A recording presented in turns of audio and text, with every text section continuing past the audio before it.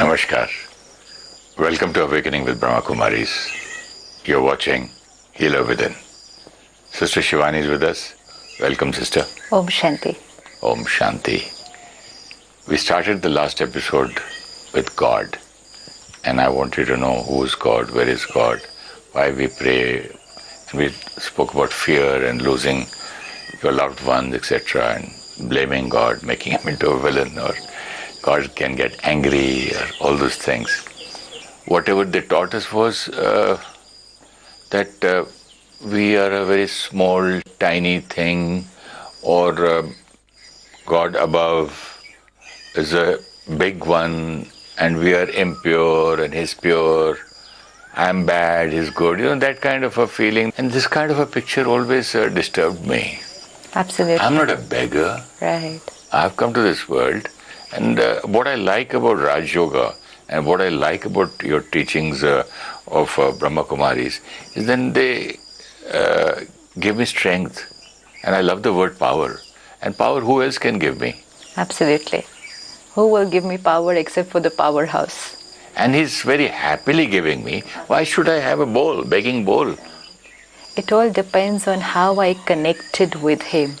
If I connected as I am His servant, He's the master. Slave. I'm the slave, I'm a beggar, then of course I would always be like this. But if the connection was I am the child, and then the child doesn't have to ask the father for anything. You're right. Because even in Hindi, when I was a child, I heard Param, Pita, Paramatma. Absolutely. The highest father, highest supreme, Param Atma, supreme soul. Supreme soul and Supreme Father. Absolutely. Right from school time we used to say, Our Father who art Which art in heaven, yeah. So Father. So if it's father and child, a child never has to beg. Let us see ourselves with our parents. We don't have to keep on begging them, please give me my breakfast, please give me this. Everything is given to us even before we ask for it. A parent makes all effort to give the child more than the child even needs. That's why, sister, the kind of faith I had in my mother, that when I go in the evening, I would never even think that after school, supposing my mother doesn't give me milk to drink, right, or something to eat, that kind of a faith. I mean, the thought you can't even think about it. Why will you not even have that thought? Because it's a parent-child relationship, and not just a relationship which is heard and read about. It's a relationship which you have experienced. So, to have that kind of faith in God, our Father, our Parampita, Paramatma, then we need to have that kind of a relationship. Right. Unless I experience that relationship, I cannot have faith. What do you do? First, do you have faith and then you experience the relationship? Or do you experience a relationship and then you have faith? I think first relationship is much better. Exactly. How does once you get to know somebody, then you start talking to them. Gradually a relationship develops. And then over a period of some time we say, I have complete faith over this person. It can't be, I have complete faith, now let me start getting to know this person. It's not going to happen that way. So if I have a relationship and have experienced that relationship, then I have complete faith. What happened with us was we were asked to have complete faith in God. Without knowing who He is, where He is, what He does, and most important, without having yet experienced a relationship with Him. Have complete faith on Him and leave everything to Him. He will take care. Leave everything on who? I don't know. I don't know. Where is He? Like you said, I have complete faith on my mother, so I don't create a thought that will she have prepared my lunch when I reached home. So complete faith means then no worry and anxiety. No thought at all. We say have complete faith in God, and yet at the same time we are full of worry and anxiety. She loves me as much as I love her. She's waiting for me and I'm waiting for her. And I'm going to meet her and she's expecting me. That's all. And she's ready. So this complete faith is built because of experience. This cannot be built in theory. Suppose you were going to somebody else's house, you don't know who the person is. Never met them, never experienced a relationship, don't know who they are, how they are. And someone says, have complete faith that they will take very good care of you. Have complete blind faith. Right. Let's say, for example, we were coming to this place to shoot. We don't know where we were coming. We don't know who the people were. We don't know how everything would be like. So, and somebody says, have complete faith. They will take very good care of you. So, because somebody said, have complete faith, they will take good care of you. And because we had faith in that person who was saying, have complete faith, so we said, okay, because you're saying, I will trust them. But yet there will be a little thought at the back of my mind, will everything be okay? How would the arrangement be? Will everything go smooth? Because I am having faith on someone who's probably experienced a relationship. But I haven't yet experienced a direct relationship. Similarly happened with us. So many people said to us, have complete faith in God. And the ones who were saying it to us were saints, masters, our parents. When they were saying have complete faith in God, we started to have faith in Him because we had faith in them. No, we had faith in them because... If my Guru says do this and it will be done, so I have 100% faith in my Guru. That is, if your Guru says do this and it will be done, that's fine because you have faith in who's saying, so you will do it. That is okay. It's like faith in the doctor, faith in the Guru, faith in the saint, faith in my parents, faith in elders, faith in spiritual masters, friends, but faith in God. We were trying to build this faith in God because we had faith in the people who were talking about Him. And because it's like if I have complete trust in you and you say, have faith in this one. I said, yes, I have faith in you and you have faith in this person. So I'm going to take your word for it. And because of taking your word for it, I will say, okay, because you're saying, I'm ready to trust this person. But yet that trust on this person is not going to be the way that trust is for you. Because I haven't experienced a relationship with that person. This is what most of us have gone through. We've gone through a via relationship to God. We still haven't experienced a direct relationship with God. A lot of people said He's like this. I said, okay, because you're saying, so He must be like this. Then someone said, no, God's not like this, God is like this. I said, Acha, you're very learned, you're very pure, I trust what you're saying, so God must be like this. Someone said, proved it very scientifically, there's no such thing as God. And I said, yeah, maybe there's no such thing as God. So because I did not have a direct relationship, every time I got an introduction to God, my mind was ready to take it up, because the people who were telling me about Him were very profound and very... And they also believed that. Now, somebody told me that God is in everything. God is in a flower, God is in a dog, God is in an animal, God is in a stone, God is there in a leaf, a grass, God is everywhere. Tell me where God is not there. You know, somebody said God is only in the mountains. Somebody said God is in the Guru's heart. Somebody says God is in mother's feet. I mean, everybody confuses you. I have heard so many people saying God now, is so many introductions to God you've given us in 1 minute. Heaven is in God's mother's feet. Right. Go and pray to Guru. Guru is exactly like God. God is, I don't know where God is. Somebody said God has made the world and has forgotten about it. This is a very important thing, that a mother can be compared to God. A saint can be compared to God. Today even a doctor gets compared to God. Why? Like we saw last time, if I create the image of God, how would God be? So the first thing that would come to me, God would be something who's very loving. Compassion. No, giving. One who gives without expecting or without getting anything in return. That's why when we hear the words unconditional love, unconditional acceptance, we try and see who are the people from where we can get this unconditional love, unconditional acceptance. But actually this word is only for that one being, because we're not going to be able to find any soul who will be able to remain unconditionally giving. I personally feel unconditional love closest to God was the Guru and the parents. See, parents, unconditional means if there is even a slight fluctuation, their state of mind doesn't get affected. You know, love, a parent's love doesn't stop, irrespective of whatever the child does. Let's say you're the parent, your child, you will never ever think that I can stop loving my child. No. But today, if something goes up and down with the child, maybe a little health, maybe career, maybe whatever little, or if the child has made a little mistake, you will create little disturbance, maybe little judgmental, sometimes maybe even a little critical, angry, maybe a little hurt, sometimes a little upset. Now, when we create any of these, judgmental first, angry or hurt or upset, love is blocked because negative energy is getting radiated. I, the soul, radiating energy. If I am unconditional love, sending out unconditional love, will only happen when I do not create even a single thought of any of these emotions. The minute I create critical, love is blocked.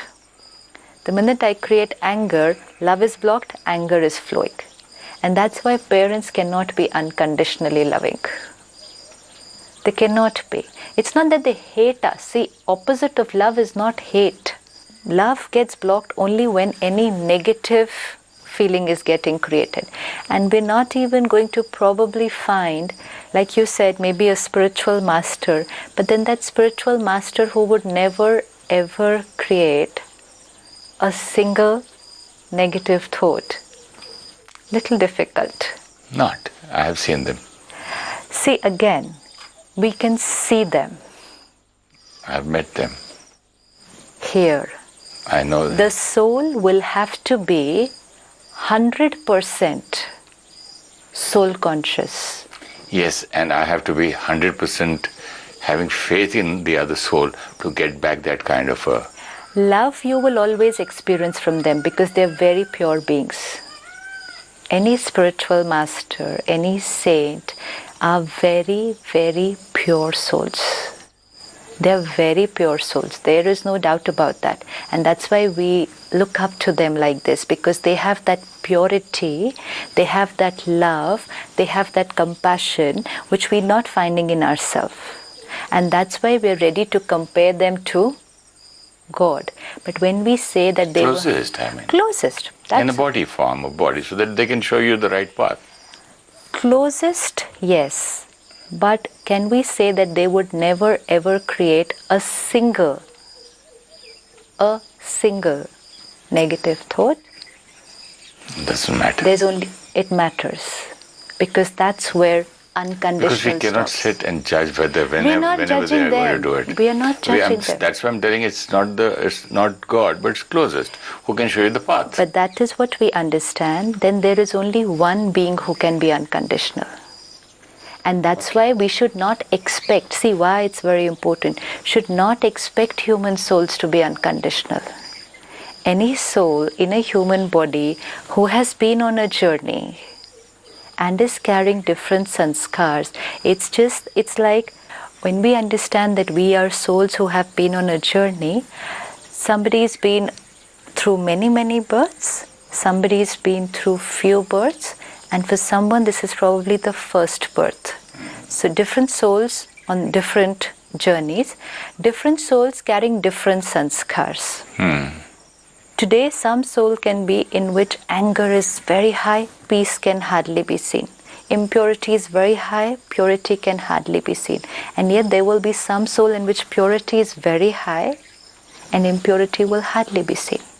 Peace is very high and anger will hardly be seen.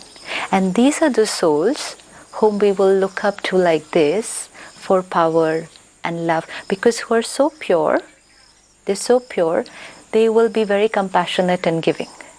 But they will not be 100% to what is called. Now I agree. Now, why it's very important? You know, it's not that we're being judgmental or critical. It's important because otherwise we compare and give everybody the degree of God. I can say, your son is just like you. I can say your son looks like you. Your son talks like you. Your son walks like you. Your son has a lot of habits like you. Your son is very similar to you. But when I make that little mistake of saying your son is you, then I just meet your son and I say, okay, this is the one who I had to meet, and I drop the idea of meeting you. That is why it's very important, who am I meeting? Let me not meet someone who looks very similar to him, behaves very similar to him, and say, for me, this is God. Because when I give God, the word God, to somebody else, I drop the idea of meeting him. And that prevents me from establishing that relationship with him. Not only drop the idea of meeting him, while you were talking, I was just thinking that if I find something wrong in this person, whom I start believing as close to God, if I find a small mistake, maybe it's my mistake to find that mistake, then I will start hating God also. I'll have no faith anywhere. True. And I'll say, oh, this world is like this. Right. This whole sanstha, this organization is like this. Actually, it is my mistake that I had given him that the position. Status of God. Absolutely. And yet, if we had looked at them with this perspective, very pure soul, very pure soul, who are also on a journey. It's just that they have reached a very high stage of purity, and they are an inspiration for me. And of course, they give me a lot of knowledge and love, and they're an inspiration that how they are reaching there, I can also climb to this place. They're seniors, they're more experienced. Experienced, and also that they have worked on themselves. And they can guide you, they can help you, they can hold your hand. Perfect. And take you there. Perfect. Absolutely. Like you said, they can hold our hand, they can give us love, they can give us knowledge, inspiration, care. But I always will have to remember that they are also souls. And as I can establish a beautiful relationship with them, let me not stop myself there. What is happening with many of us is, they are connected to him, I am connected to them, so my part will be over, they will connect me to him. It's like I have a relationship with your son, but if I want to have a relationship with you, I'll have to establish a new relationship. I cannot say, I am friends with your son and he is connected to you, so I'm connected to you. He can introduce. And after that? It's my relationship. My relationship. So I will have to start, if I want to experience a relationship with God, then I will have to start establishing that relationship separate from all my other relationships that are there. Which many of us have stopped that journey there because we thought finding God is difficult. Because we thought we cannot establish a direct relationship with God. We can establish with people whom we can see, who are very elevated, who have a relationship with him, and therefore having a relationship with them is as good as having a relationship with him, because they're so similar to him. They're so similar to him in their qualities. And this stopped the most beautiful relationship from getting created. And because of these deep belief systems that God cannot be found, for us, God, most of us even ask each other, do you believe in God? How would anybody ask each other, do you believe in your parents? When does this question arise, do you believe in someone? Means you haven't experienced it. Do you believe it exists? Are you sure it's there? And yet at times there will be an element of doubt which says, don't know. Everyone says so. And there must be some power which is running this world. So it's a vague idea which says, such a big universe, such a wonderful planet. And then we look at nature and we look at the wonderful birds, the trees, we look at this great human body, we look at every tiny part and say, such a wonderful creation, there has to be a creator. And because we look at the creation and the creation is very beautiful, we assume there must be a creator. And then we say, there must be a God. And then somebody says, yes, there is a God, so believe in him. We say, yeah, creation is so beautiful, so I believe there must be a God. And great how great that creator must be. Absolutely. Because the creation is so beautiful. So it's like looking at a painting. Painting is beautiful. Very, very fine, very, very nice. And say, painting is so beautiful. There has to be an artist. Yes, there is an artist, but I'm assuming there has to be an artist just because I'm seeing a beautiful painting. I'm not saying there is an artist because I've met and developed a relationship with that artist. I'm looking at the painting and saying there must be an artist. And then I'm meeting a lot of paintings, a lot of creations who say and talk about the artist. And because they talk about the artist, I say, you're so beautiful, so whatever you're saying must be beautiful, and therefore he must be there.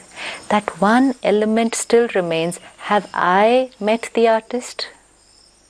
Do I have complete faith there is God? Or is it just because people are saying so, and I'm assuming there must be one? It's like a power must be there. If such a lot of things are happening, there has to be a power. And that is why if you see today, there are so many introductions to God. Like you said, God is in everything. God is in everybody. One, other would be, there is no God. Another would be, God is some higher power up there. I am God.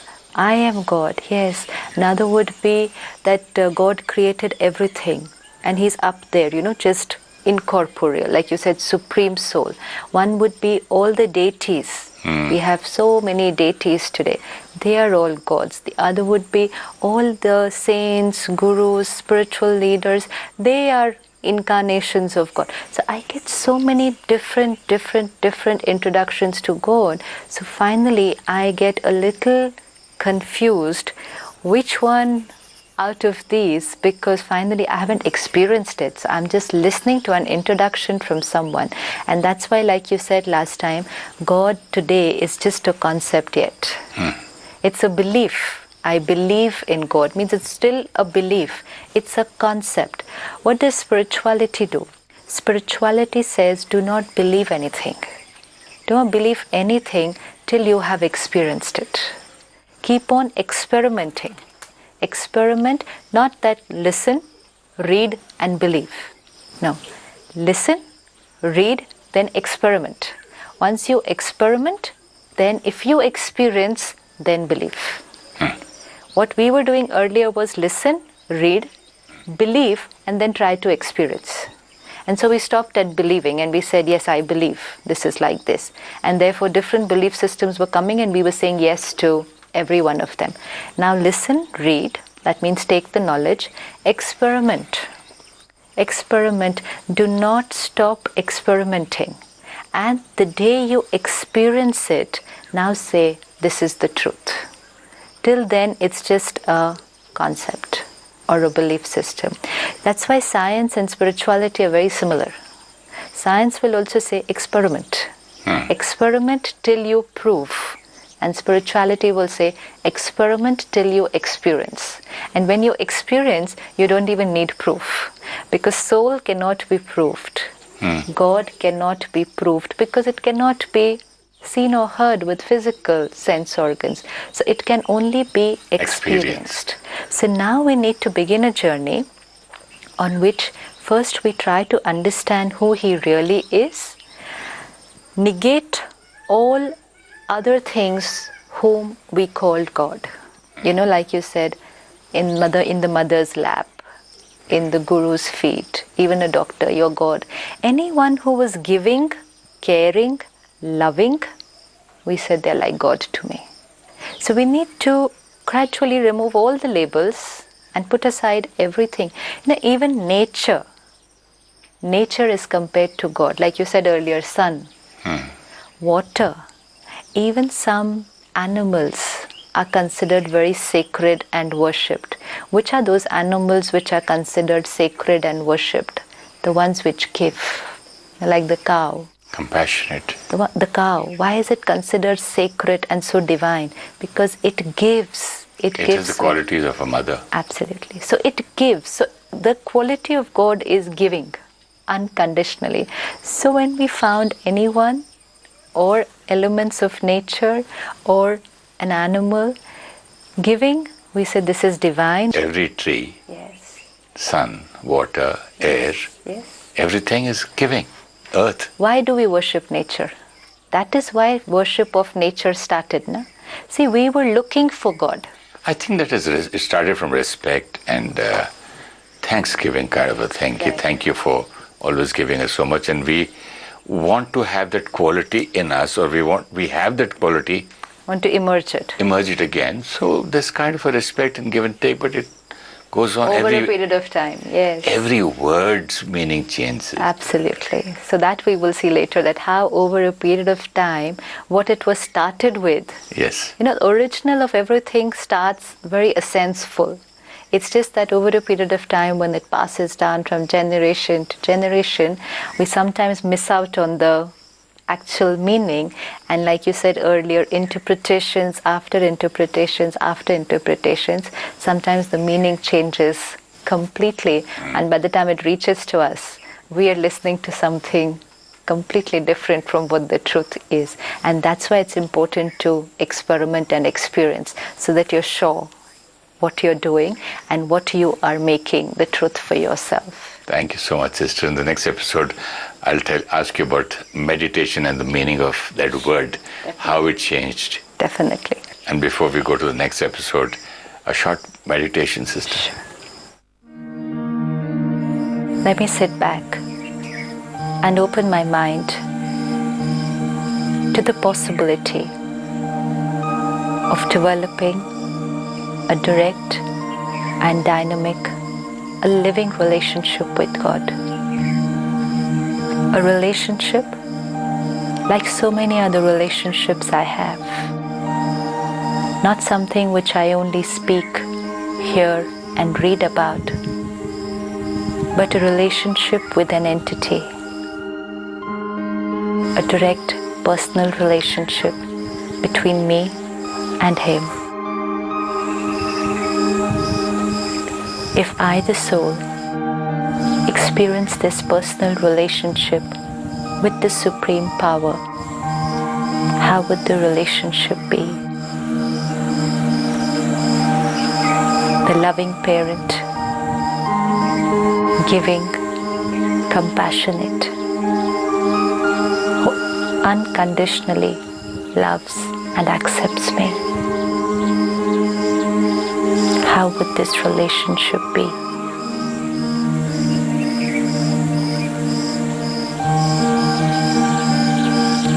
Om Shanti. We first need to know God, then experience a relationship with Him. Then faith in Him will become natural. We have faith in saints, spiritual masters, parents, and they ask us to have faith in God. Because we have faith in them, we agree to have faith in God without experiencing it ourselves. Parents, saints give us love and compassion. But when something goes wrong or we make a mistake, then they can be judgmental, get hurt or angry. And at that time, love gets replaced with negative energy. God is the only being who can give unconditional love. If you wish to discuss your problem or have a question to ask or want to know your nearest Rajayoga Meditation Center, write to us at awakeningwithbks@gmail.com or call us on 09999744555. Congress President Sonia Gandhi has written to the Siachen hero's wife, saluting his endurance and willpower to serve the nation. She has added that Lance Nayak Hanumantappa has fought against the most challenging... Hello and welcome to another episode of Gadgets and Gizmos. My name is Gaurav Prethi, and what's new? Well, we are in KL, Malaysia. It's a beautiful place where you find the tallest of the buildings, beautiful restaurants, clean roads and no cows. I wonder where...